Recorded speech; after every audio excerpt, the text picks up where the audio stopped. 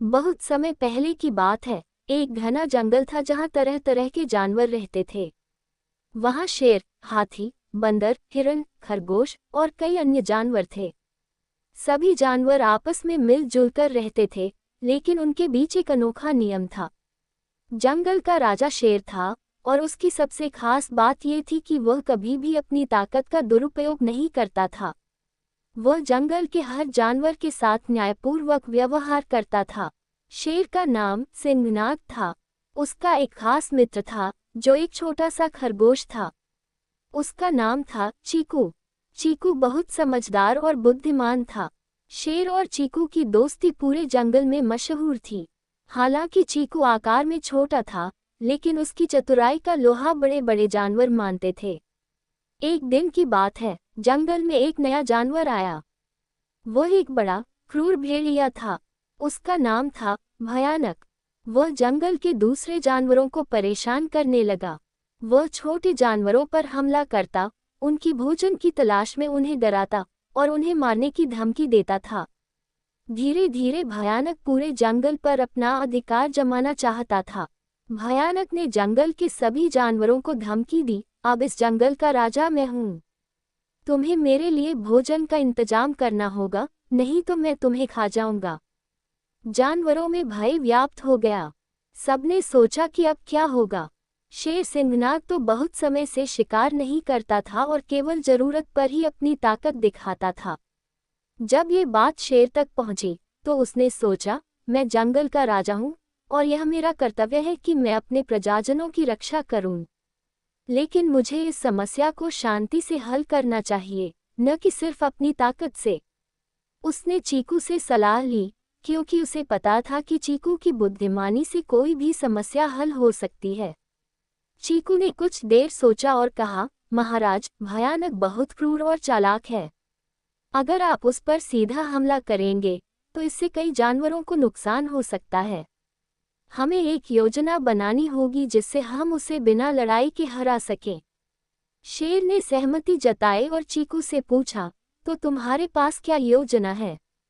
चीकू ने एक चालाक योजना बनाई और कहा, महाराज, भयानक को उसकी लालच और अहंकार से हराया जा सकता है।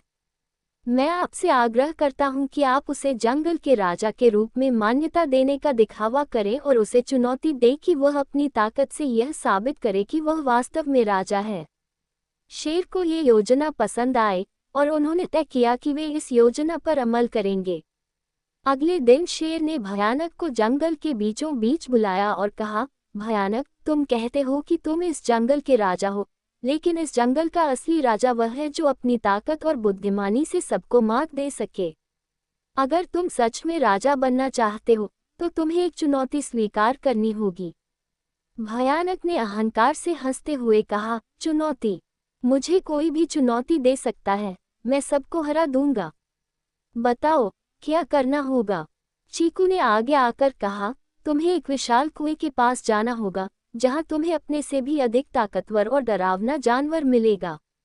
अगर तुम उसे हरा सकोगे, तो हम मान लेंगे कि तुम राजा हो।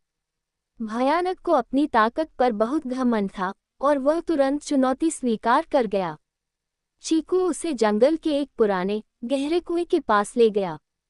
कुएं के पानी में साफ दिखता था, जैसे वहां कोई और जानवर हो। भयानक ने कुएं में झांका और उसे अपनी ही परछाई दिखाई दी। वह सोचने लगा कि यह कोई और बड़ा, खतरनाक जानवर है। उसकी आंखों में भय झलकने लगा, लेकिन उसने अपनी शक्ति दिखाने के लिए जोर से गर्जना की। कुएं के पानी में उसकी ही गर्जना गूंज उठी। भयानक को लगा कि कुएं में मौजूद जानवर उससे भी अधिक शक्तिशाली है।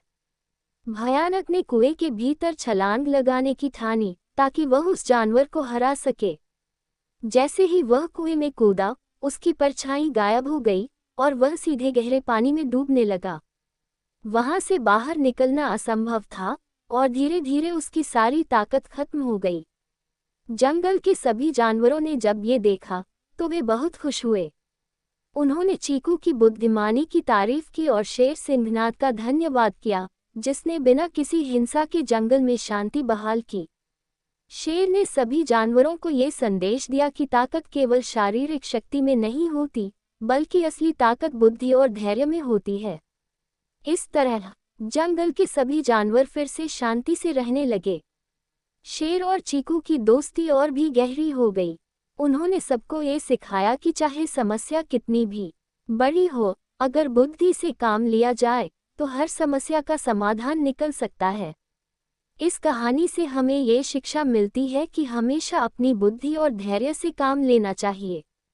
शक्ति का सही उपयोग तभी है जब वह न्याय और सच्चाई के साथ हो।